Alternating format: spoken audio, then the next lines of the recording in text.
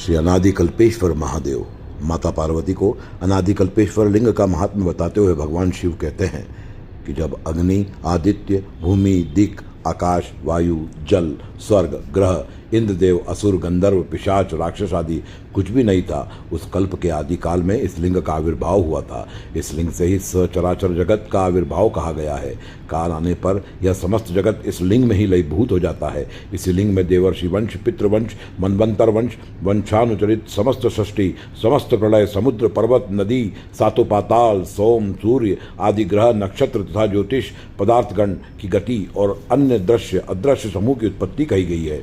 यह लिंग सबका अनादि कारण है। यह लिंग प्रलय के अंत में विद्यमान रहता है। अथवा मुझे इस लिंग रूपेण पृथ्वी पर प्रादुर्भूत जानो। यह लिंग जगत का आदि अनादि रूप, सर्वहितेषु अचिंतात्मा, पर तथा अपर क्रिया वाला है। प्रकृति ही इस लिंग के द्वारा शोभित होकर जगदाधार ब्रह्मांड रूपेण परिणत हो जाती है।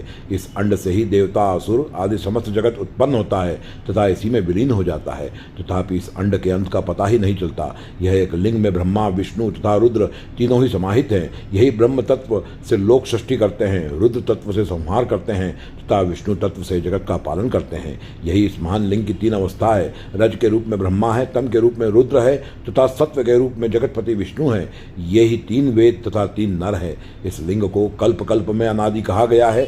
इसलिए पितृगण तथा सिद्धगण द्वारा महाकाल वन में स्थित यह लिंग अनादि कल्पेश्वर नाम से प्रसिद्ध है। कल्प के आदि काल में षष्ठी के लिए ब्रह्मा जी तथा विष्णु जी में जब विवाद होने लगा कि दोनों में श्रेष्ठ कौन है, तब उन्होंने यह आकाशवाणी सुनी कि महाकाल वन में कल्पेश्वर नामक जो लिंग है उसका जो आदि और अंत खोज लेगा वही प्रभु होगा। इसमें संदेह नहीं है। आप लोग विवाद न करें। तब आकाशवाणी का वाक्य सुनकर ब्रह्मा जी ऊपर की ओर, विष्णु जी नीचे की ओर उस लिंग का अंत खोजने को गए। जब वह इस लिंग का आदि और अंत नहीं ढूंढ पाए तब वह दोनों वापस आए और वेदोक्त सूक्त द्वारा इस लिंग का स्तवन करने लगे। तब उन्होंने कहा, इस लिंग का आदि अंत कुछ भी दृष्टिगोचर नहीं होता है, इसलिए आप आज से अनादि कल्पेश्वर महादेव के नाम से जगत में प्रसिद्ध हो जाएंगे। हे देव, जिसे आपके दर्शन होंगे उसका मंगल होगा। जो आपके शरणागत होंगे वह मनुष्य लोग में धन्य होंगे। और फिर भगवान विष्णु इस दिव्य लिंग के वाम भाग में तथा ब्रह्मा जी दक्षिण भाग में अवस्थान करने लगे। जो व्यक्ति भक्तिभाव से श्री अनादि कल्पेश्वर महादेव के दर्शन पूजन करता है वह अश्वमेध यज्ञ तथा राजसूय यज्ञ का फल प्राप्त करता है